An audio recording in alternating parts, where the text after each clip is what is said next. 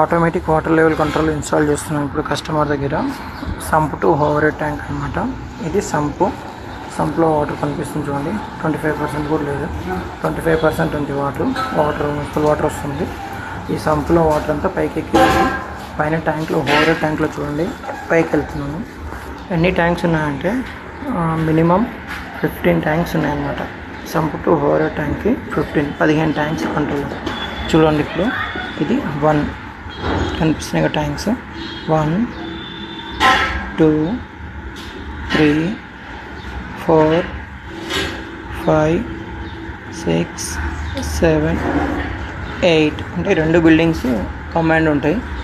ఇవి 8 ట్యాంక్స్ ఒక బిల్డింగ్కి, ఇంకో ట్యాంక్స్కి 7 ఉంటాయి. ఇవి 2 పైప్స్ వాటర్ వచ్చేది. ఈ పైప్ కనిపించేది ఇది ఒకటి. 1 2 3 4 5 6 7 8 టోటల్ 15.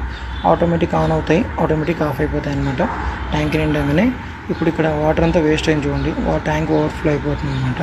ఈ వాటర్ అంతా వేస్ట్ అని కంట్రోల్ అవుతుంది. ఇప్పుడు మనం సెన్సార్స్ పెట్టాము. ఇది వాటర్ చూడండి ఎంత వాటర్ వేస్ట్ అయింది. ఈ సెన్సార్ ద్వారా ఇప్పుడు ఆటోమేటిక్ ఆన్. ఇవి మన సెన్సార్స్ 25 50 75 100% ఆఫ్ అయిపోతుంది. Automatic on, automatic of. ఇది ఆటోమేటిక్ వాటర్ లెవెల్ కంట్రోలర్స్.